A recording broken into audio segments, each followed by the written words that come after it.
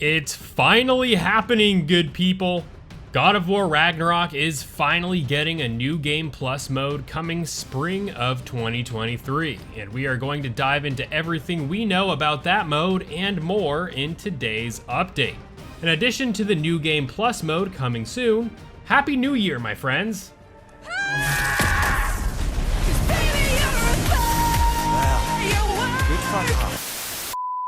We are also going to be looking at the Tree of Yggdrasil, referred to as the World Tree, to help shed a deeper light as to its significance to Norse mythology and the greater God of War universe.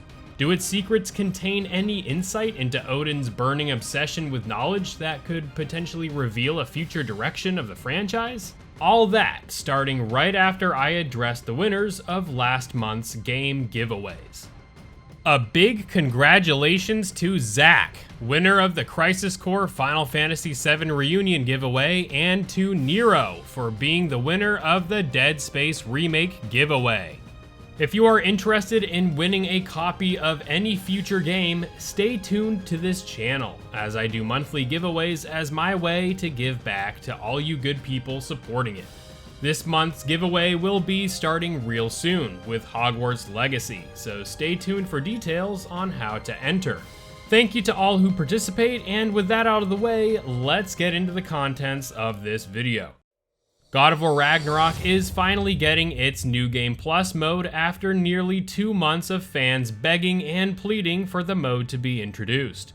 Literally, my only qualm with the game is finally being addressed, and although it's a shame that this mode wasn't included when the game first launched, it is certainly better late than never, don't you think?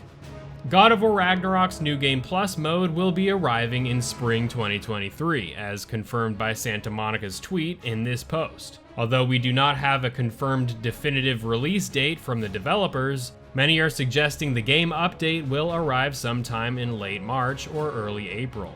God of War 2018 didn't have its new Game Plus mode added until just over 4 months after the game released, and while a spring 2023 launch window for its sequel's new Game Plus mode may be disappointing and far off, we know that there will be some extra incentives to go back and play through the game on its enhanced new Game Plus offerings.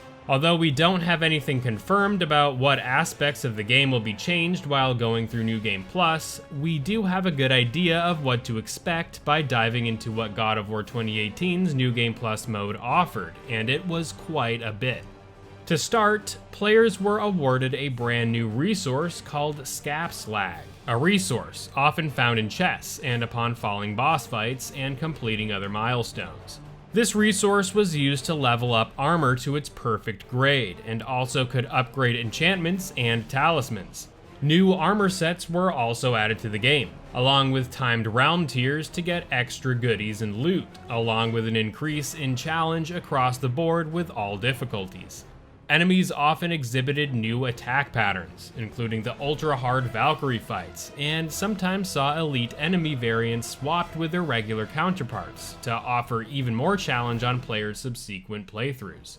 This was a new Game Plus mode done right, and we can certainly expect something similar to God of War Ragnarok when it eventually gets this mode.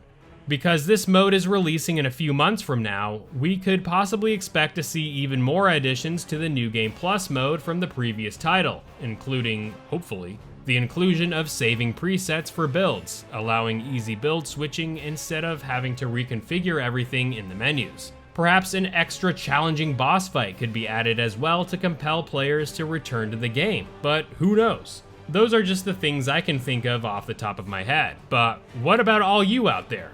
What would you like to see included in God of War Ragnarok's New Game Plus mode? Let me know in the comments below, good people. Check out this video if you want a kick-ass build for the endgame of God of War Ragnarok that will absolutely melt your New Game Plus playthrough if you are so interested. Moving on. Yggdrasil is essential to Norse mythology and God of War's interpretation of it. In fact, without it, the Norse realms would cease to exist, as the World Tree gives life to and supports the 9 realms through its expansive branches and roots. By taking a deeper dive into understanding the World Tree and its significance to the Norse setting, we can attempt to find greater meaning to Odin's attempts to gain incredible knowledge.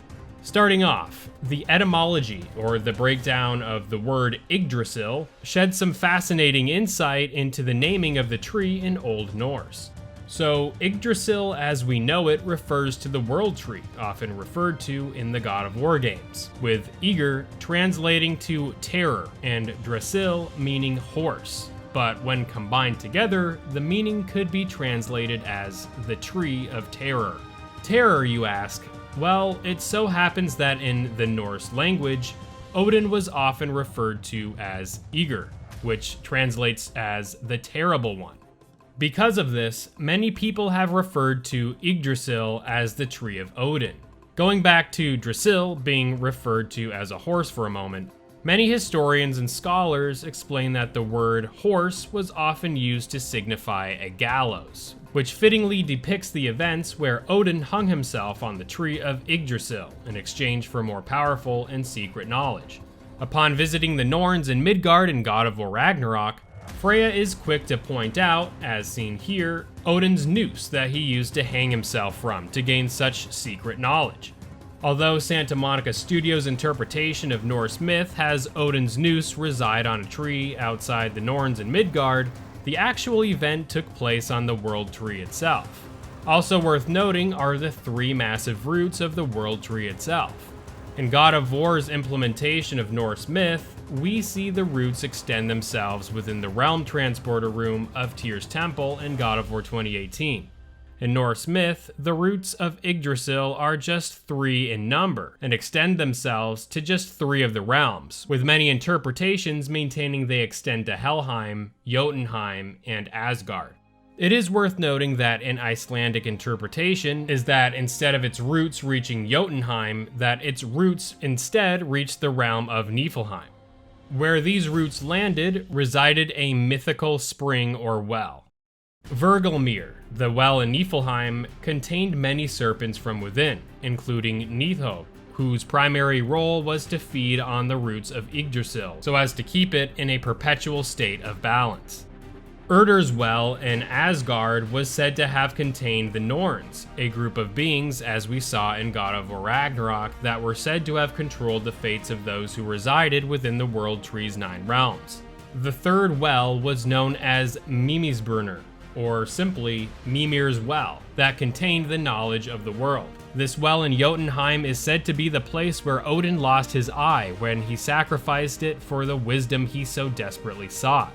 Could this be related to the place where Odin peered into the fissure in his study in Asgard in God of War Ragnarok?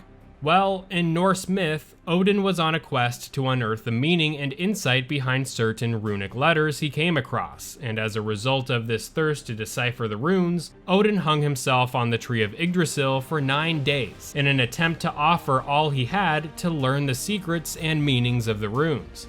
In such an interpretation, this was seen as a sacrifice that Odin did for the knowledge of mankind, and although such an act was not expressly seen in God of War Ragnarok, the presence of the noose was certainly there, and Mimir disclosed the information as such, that Odin was on an endless quest to unearth the secrets of the world.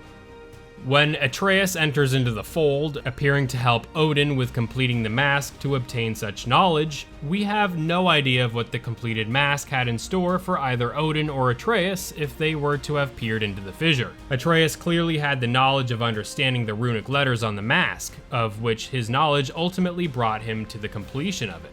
Ultimately, we may never know the secrets of this fissure, as the mask was broken into 2 parts, until finally being consumed by the fissure, sealing off the mask for good. Will this mask reappear in a future God of War later down the line? Perhaps. Many God of War fans have drawn similarities of the mask to that of Athena from God of War 3, in which Athena claimed to have been residing from within a heightened plane of existence. Her coloration in God of War 3 is indeed similar to that of the mask in the fissure, don't you think? I go into the higher plane of existence a bit more in what I think may be the next adventure for the God of War series, an adventure that would mark the return to Kratos in ancient Egypt. View that video here if you want to hear more of my thoughts on what a future game set in Egypt could look like. Let me know what topics you'd like to see me explore more in God of War Ragnarok for the future, as I've got some exciting videos covering Celtic mythology in greater detail coming real soon. Thank you all for the awesome support, and I look forward to seeing you all real soon in the next video. Peace.